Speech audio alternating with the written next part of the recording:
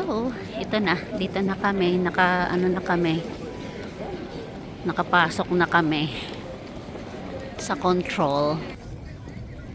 Pa. Dito pa lang kami sa Barcelona. Dito. Ayan. Pwede naman dun. Pwede naman dun. Dito na. Dito kasi maraming tao.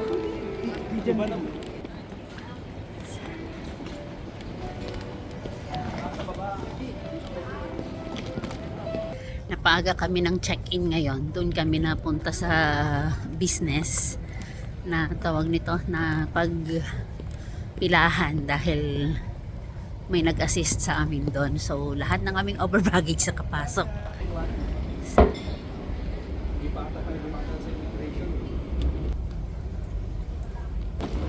Now, immigration na.